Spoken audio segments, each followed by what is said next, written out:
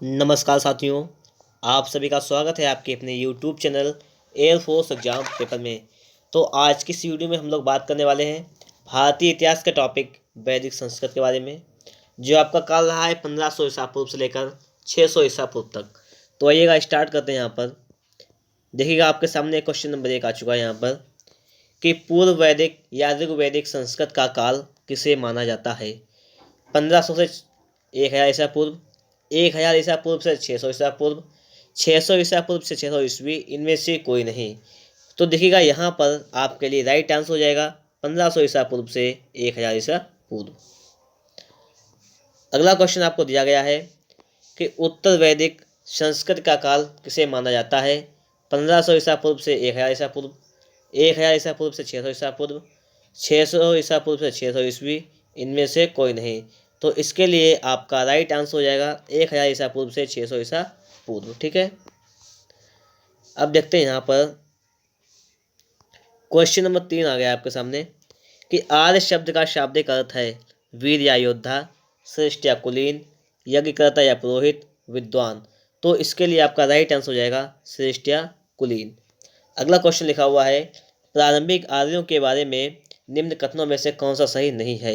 वे संस्कृत बोलने वाले थे, वे घुड़सवारी किया करते थे, वे कई झुंडों में भारत आए, वे मुख्यतः नगरों में निवास करते थे। तो कौन सा सही नहीं है बताना है।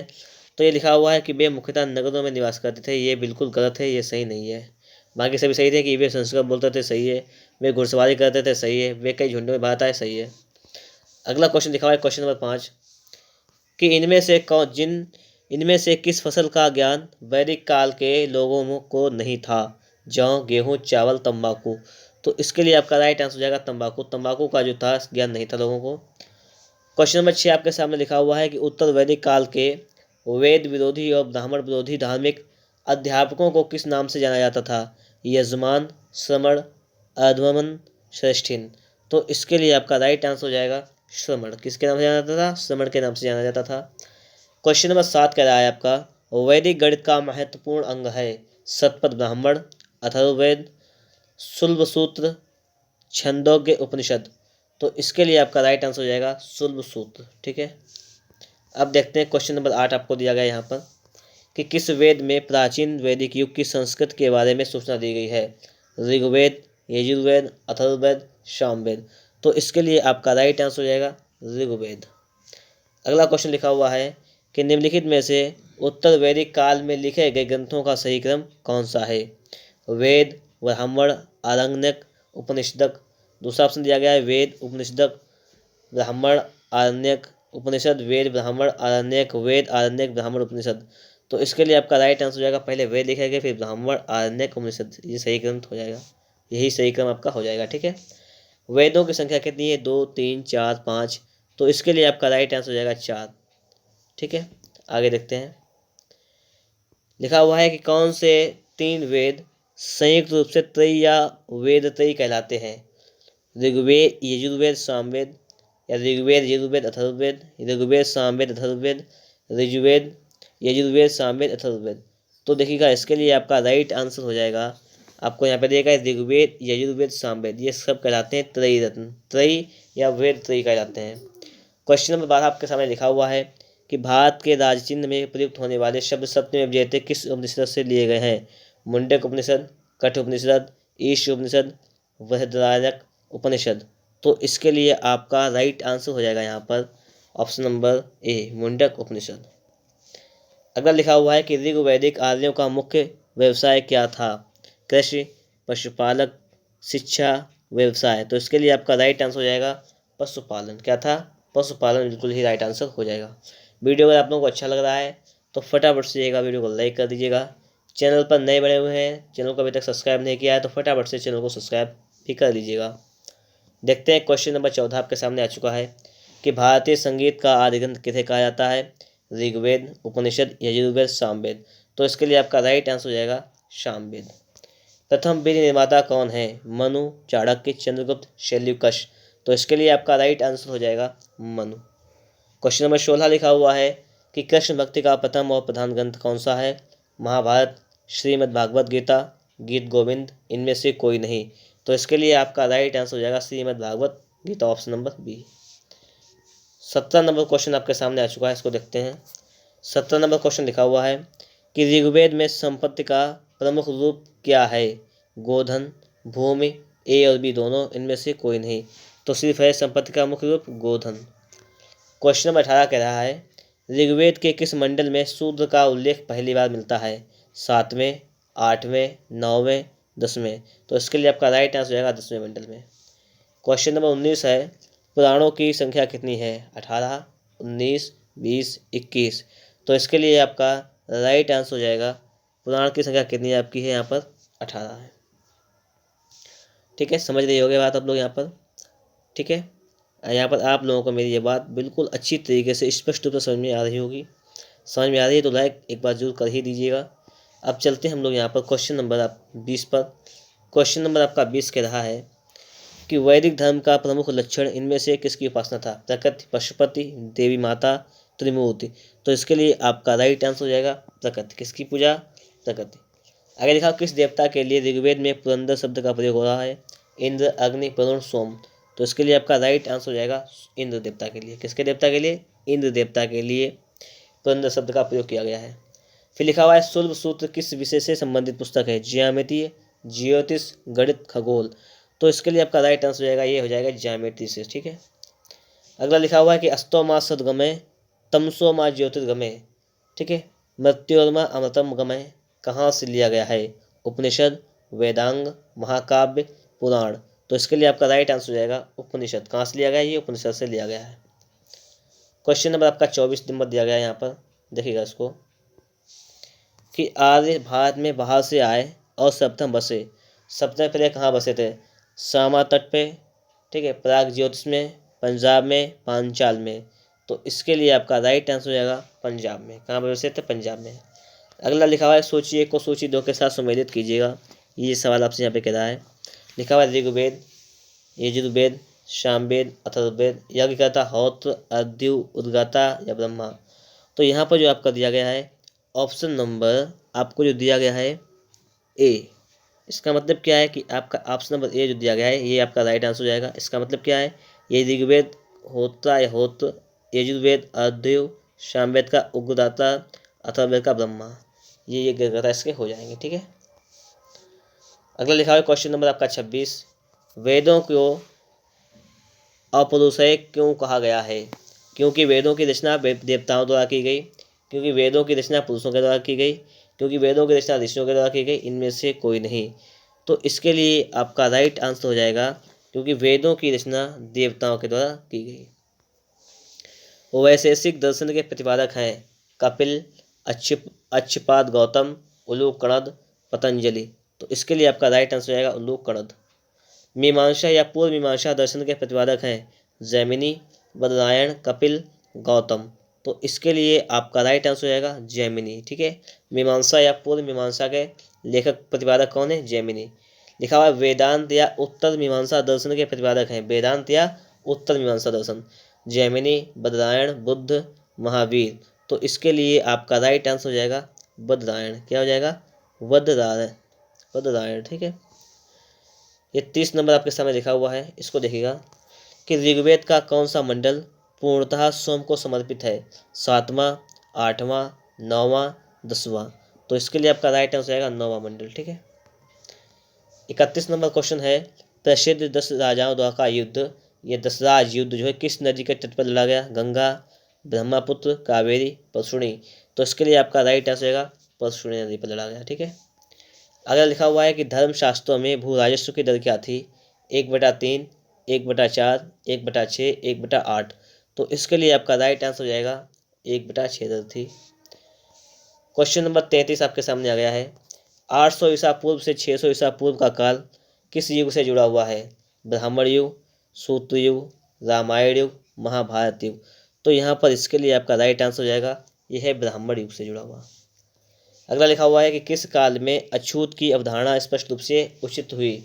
ऋग्वेद काल में, उत्तर वैदिक काल में, उत्तर गुप्त काल में, धर्मशास्त्र के काल में। तो यहाँ पर इसके लिए आपका राइट आंसर हो जाएगा डी, धर्मशास्त्र के काल में। क्वेश्चन नंबर आपका दिया है 35 नंबर, पढ़ते हैं इसको सही से कि एशिया माइनर स्थित बोगाज कोई का महत्व इसलिए है क्योंकि नंबर ये ऑप्शन दिया गया है, वहाँ जो अभिलेख प्राप्त हुए हैं उनमें 4 वैदिक देवताओं इंद्र, वरुण, मित्र, नाक्षत्र का उल्लेख मिलता है। बी ऑप्शन दिया गया है, मध्य एशिया व तिब्बत के बीच एक महत्वपूर्ण व्यापारिक केंद्र था। सी ऑप्शन दिया गया है, वेद के मूल ग्रंथ की रचना यहीं पर हुई थी। और डी ऑप्शन दिया गया इनमें से कोई नहीं। तो यहाँ पर इसके लिए आपका राइट आंसर हो जाएगा कि वहाँ जो अभिलेख प्राप्त हुए हैं उनमें 4 वैदिक देवताओं इंद्र, वरुण, मित्र, नासत्य का उल्लेख मिलता है। ये आपका राइट आंसर हो जाएगा। 36 नंबर क्वेश्चन कह रहा है कि गायत्री मंत्र यानी देवी सावित्री को समर्पित संबोधित है किस पुस्तक में मिलता है? ऋग्वेद, यजुर्वेद, उपनिषद, भागवत गीता। तो इसके लिए आपका राइट आंसर हो जाएगा ऋग्वेद। कहाँ मिलता है ये मिलता है ऋग्वेद में।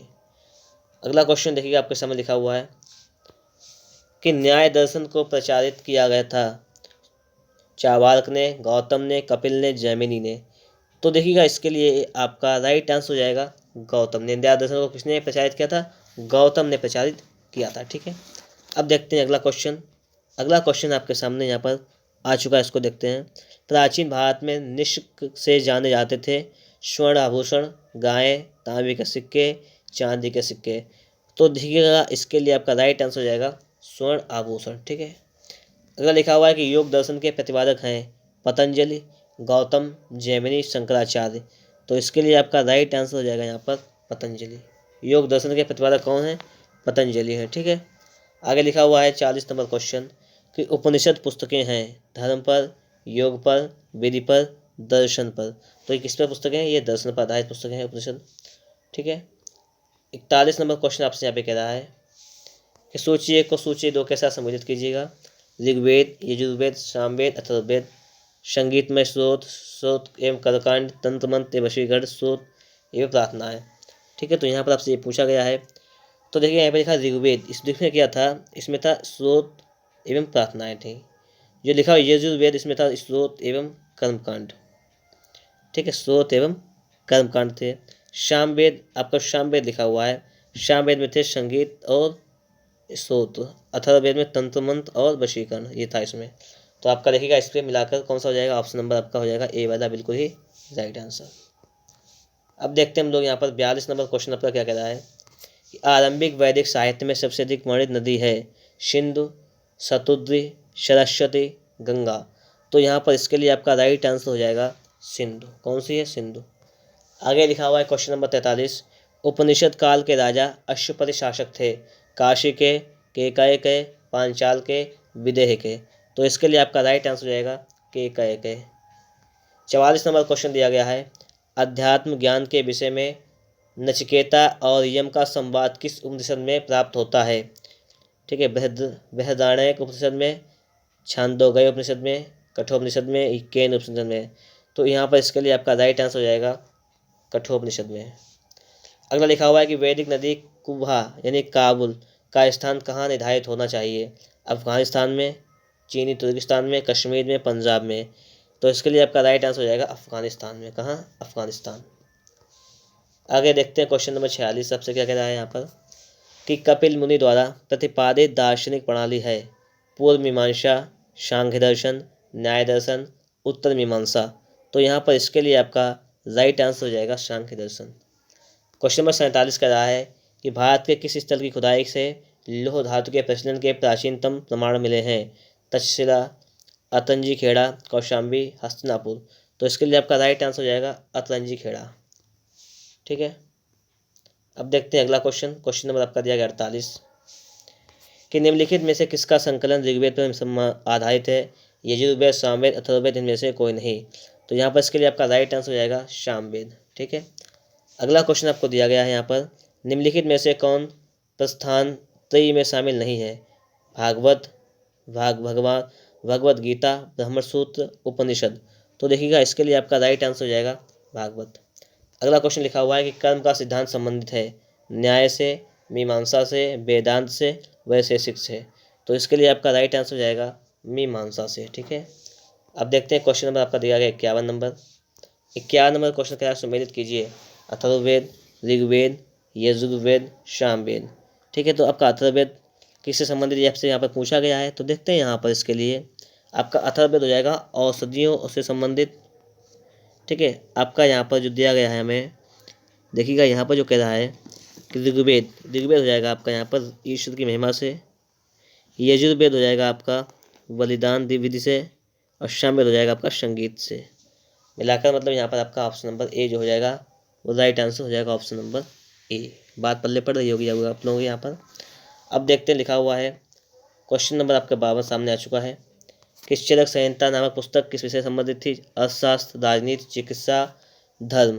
तो इसके लिए यहाँ पर आपका राइट आंसर हो जाएगा, ये किससे संबंधित थी? चिकित्सा से। अगला लिखा हुआ है 53 नंबर, यज्ञ संबंधी विधि विधानों का पता चलता है ब्राह्मण ऋग्वेद से, सामवेद से, ब्राह्मण ग्रंथों से, यजुर्वेद से। तो इसका राइट आंसर हो जाएगा यजुर्वेद से। वैदिक युगीन सभा गांवों के व्यावसायिक लोगों की संस्था थी, राज दरबार होता था, मंत्री परिषद थी, राज्य के समस्त लोगों की एक राष्ट्रीय सभा थी। तो इसके लिए आपका राइट आंसर हो जाएगा कि मंत्री परिषद थी। ठीक है, वैदिक युगीन सभा जो थी क्या थी? एक मंत्री परिषद थी। समझ रहे होंगे यहाँ पर आप लोग बात को। अगला लिखा हुआ है कि वैदिक युग में प्रचलित लोकप्रिय शासन प्रणाली थी निरंकुश, प्रजातंत्र, गणतंत्र, वंशानुगत राजतंत्र। तो इसके लिए आपका राइट आंसर हो जाएगा गणतंत्र। कैसी प्रणाली थी? गणतंत्र प्रणाली थी। अब देखते हैं हम लोग यहाँ पर क्वेश्चन नंबर आपका 56 नंबर दिया गया है यहाँ पर कि सबसे प्राचीन वेद कौन सा है? ऋग्वेद, यजुर्वेद, सामवेद, अथर्ववेद। तो यहाँ पर आपका राइट आंसर हो जाएगा ऋग्वेद। 57 नंबर कह रहा है कि निम्नलिखित में से कौन भारतीय दर्शन की आरंभिक विचारधारा है? सांख्य, वैशेषिक, मीमांसा, योग। तो यहाँ पर इसके लिए राइट आंसर हो जाएगा सांख्य। क्वेश्चन नंबर 58 कह रहा है कि सांख्य, योग, न्याय, वैशेषिक, मीमांसा या वेदांत, इन 6 भिन्न भारतीय दर्शनों की स्पष्ट रूप से अभिव्यक्ति हुई है वैदिक युग में, गुप्त युग में, कुषाण युग में, मौर्य युग में। तो इसके लिए आपका राइट आंसर हो जाएगा वैदिक युग में। अगला क्वेश्चन कह रहा है कि निम्नलिखित में से वह दस्तकारी कौन सी है जो आर्यों द्वारा व्यवहार में नहीं लाई गई थी? मृदभांड, आभूषण, बढ़ईगिरी, लुहार। तो देखिएगा इसके लिए आपका राइट आंसर हो जाएगा यहाँ पर लुहारगिरी। अगला लिखा हुआ है सुमेलित कीजिएगा। लिखा हुआ है ये जो आयुर्वेद, धनुर्वेद, गंधर्ववेद, शिल्पवेद, ऋग्वेद, यजुर्वेद, सामवेद, अथर्ववेद। ये लिखा हुआ है यहाँ पर। तो हमें ये मैच करना है कि इसका लिए कौन सा राइट आंसर हो जाएगा। ठीक है, तो यजुर्वेद लिखा, आयुर्वेद लिखा हुआ ये हो जाएगा ऋग्वेद, धनुर्वेद यजुर्वेद से, गंधर्ववेद सामवेद, शिल्पवेद यानी अर्थशास्त्र अथर्ववेद। तो ये आपका बिल्कुल ही राइट आंसर हो जाएगा यहाँ पर ऑप्शन नंबर ए। वीडियो अगर आप लोगों को हमारे पसंद आया है तो ये फटाफट से वीडियो को लाइक कर दीजिएगा। और अगर आप लोग हमारे चैनल से नए जुड़े हुए हैं और आप लोगों ने अभी तक हमारे इस चैनल को सब्सक्राइब नहीं किया है तो फटाफट से एक बार चैनल को सब्सक्राइब कर लें, साथ में बेल आइकन को ज़रूर प्रेस कर लें। वीडियो देखने के लिए आपका बहुत बहुत धन्यवाद।